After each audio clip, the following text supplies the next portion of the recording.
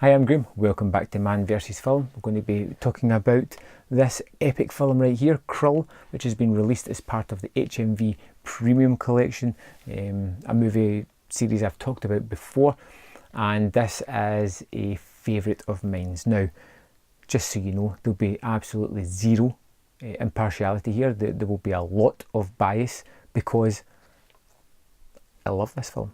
I absolutely adore it. It was one of those ones that I hadn't seen in a number of years. I was a little bit worried about revisiting it, but almost immediately I was won over by this terrific story of good versus evil in this strange futuristic fantasy land that had all kinds of magical creatures and terrifying threats and just exciting storylines.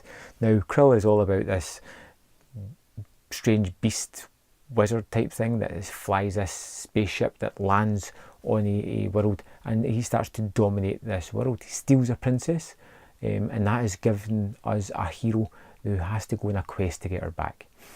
He is put back to health by this old knowledgeable person who lives outside normal social circles, and he tells him about a weapon he has to get, the fantastic glaive. I want one of those things, I really do. And they go on the mission, and they start to gather their crew as they go on this. You know, there's Liam Neeson, Robbie Coltrane, a host of other British actors as well that they pick up. They pick up a shape-shifting magician, a seer, a cyclops. It just kind of throws all these fantastical elements together, and I think it works tremendously well. When I think of what movie this is most like, I have to say it's probably a bit like Flash Gordon, but definitely not as campy. It's that same bright coloured, obvious kind of sets that look kind of vast and grand, kind of ropey CGI nowadays, but I think that adds to the charm more than anything. But it's some of the weird production designs that I just fell in love with all over again, like the look of the bad guys. The slayers, they're kind of weird looking, but they don't fit into this kind of medieval fantasy world that's there as well. You know, they fire lasers, you have these people fighting with swords and wearing suits of armour. It's just very mismatched almost, but somehow working at the same time. I loved almost all the characters that we get, and I do love the fact that people die along the way. This isn't one of these journeys where everybody has a arduous time, but they all come out it with a little bit of a scratch. No people actually pass away. People get killed or destroyed, and they have a little bit of weight to it because we've seen these people. We went along the journey with these people, and it's just an absolute treat. Now, like I said, I picked this up yesterday. I came home and instantly threw it on, and I just marvelled at how good the picture quality was, how fantastic all the elements worked together. The terrific James Horner score has been stuck in my head all day today, just humming the little theme tunes from some of the characters.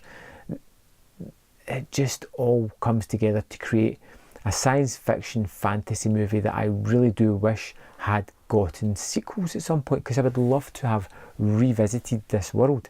I love the fact, a little bit of a spoiler if you haven't seen it, there is love that defeats the demon, the beast thing at the end. It's just really weird. Back to the production design, the princess is held within this fortress, this spaceship that is so weirdly designed. You know, she kind of starts off in an eye and seems to move through various parts of the body, and there's this kind of theory that is she actually in this ship, or is she inside the kind of beast wizard type thing that controls this army? Something's never quite answered, but it's very avant-garde in the way that it looks. It's strange and unusual, and that adds to the movie as well. I love this. I love a men in a mission movie. I love all the elements that come together that shouldn't really come together in this kind of movie. The action set pieces are extremely fun. The banter between a lot of the characters is just ridiculously fun as well. The relationship between the prince and the princess is very short at the start, but you can feel that there is a sort of love there. You buy into this relationship, and you understand exactly why the prince is willing to do whatever he can to get his wife back. It is marvellous. It's one that I can highly recommend, but there is a caveat to this one. Now, this is recently just out, and there is a little bit of an issue that at first I didn't notice until somebody pointed it out to me, but it's got the DVD and it's got the Blu-ray. Now, for some reason, the Blu-ray is a 16:9 ratio, and the DVD is the original 2.35:1, the widescreen. Now, right at the end of the movie, it just switches from 16:9 to the 2.35:1, and what a difference. I would have loved to have seen the movie in proper scope. I'm going to go back and revisit the DVD pretty soon anyway, just to see that, but I'm just wondering if there's going to be a fix for that, because it's been authored wrong. It's incorrect. Now, there's a commentary on this as well, which I've not listened to, behind the scenes commentary. The Journey to Krull featurette, and one that I have checked out is the Marvel Comics video adaptation. Now, Marvel Comics did an adaptation of the movie, and this is basically just moving through the panels. It's about 40 minutes in length. I watched some of it, but primarily it's just a beat for beat notice of the movie, and I just finished the movie, so I thought I'll go back to it at a later time. It's a nice little extra, something that's kind of fun. They add in sound effects and movie music as well, scores. It's just layers up the video comic aspect of it.